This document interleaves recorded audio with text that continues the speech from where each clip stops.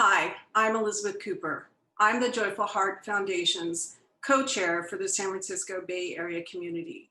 The Joyful Heart Foundation is an organization whose mission is to end domestic violence, sexual assault, and child abuse. And we do this through legislative change and advocacy. We operate on a national basis, but doing what we do, we recognize there are people on the front lines who need our support. So today we're nominating to 100 Women Who Care, the organization known as Casa de las Madres. This community organization that serves San Francisco and the Bay Area has been for years supporting victims of violence and helping them onto a new path. Today with the pandemic, we're seeing the numbers around these types of crimes skyrocket due to the requirement for isolation. Please do take a moment to watch the preceding video and vote with your dollars and your mind to support Casa de las Madres. We find them to be an extraordinary organization, and we hope you do too. Thank you so much, Elizabeth. We are beyond grateful to you and the Joyful Heart Foundation for your ongoing support. My name is Jess Nixon, and I am so pleased to be speaking with you, 100 Women Who Care, about La Casa's critical work.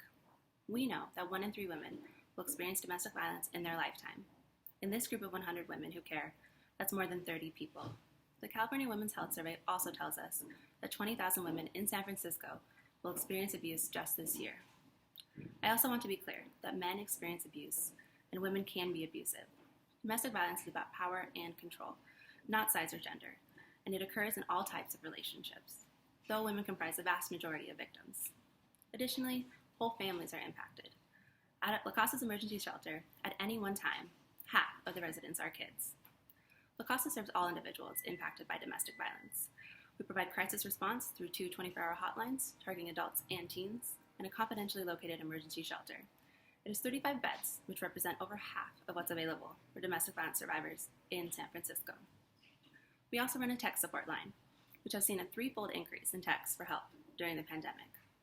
Making a phone call is not always safe, and in these past months, texting has proven to be an even more critical lifeline for survivors, sheltering at home and experiencing abuse. La Casa also proactively reaches out to every police-reported victim of domestic violence in San Francisco. We reach out to be sure each person knows they have options and that there is a community ready to believe and support them. We have an active drop-in counseling center. Not everyone is in active crisis, and it provides a full complement of support for survivors who've left the shelter and for people where emergency shelter is not a need. Since January, La Casa has empowered 2,378 adults, teens, and children through these services. We've also responded to 4,566 calls for help. And through our community education and outreach efforts, we've engaged more than 10,000 community members in learning about the dynamics of domestic violence and how to access life-saving services. All of this is possible with the dedicated support of people and groups like you. We raise half of our $3.7 million operating budget privately each year, and 86 cents of every dollar we raise directly funds client services. While the last year has been especially difficult for people experiencing domestic violence, at La Casa we are constantly inspired by the strength and resilience of the survivors who call us and who walk through the door. In one example, a woman I'll call Mariana, a 28-year-old single mother, came to La Casa, having fled a violent home in the heat of a custody battle with her abuser. Once safe inside her confidential shelter, Mariana found the space to breathe. She worked at La Casa to plan for her future. Mariana found new employment, and she and her daughter accessed La Casa's temporary housing. Yet Mariana was still strongly impacted by the pandemic. She was forced to self-quarantine because of an outbreak at her job site, which led to less hours and less income. Her child's school was shut down, increasing childcare and food costs. With La Casa's help, she accessed additional support to make ends meet. And soon, Mariana will be moving on from her temporary home into a permanent one. She has a full-time job and is proud to be building stability for herself and her daughter. Please vote for La Casa. Your vote today will help us do this critical work and sustain La Casa as an unwavering source of hope for survivors like Mariana. As the pandemic carries on, La Casa remains vigilant, rising to meet increased need in our community.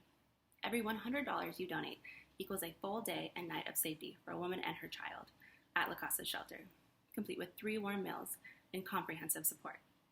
Thank you so much for spending this time to learn about La Casa's mission and the urgency of this moment for survivors of domestic violence. Our work is possible because of community members like you.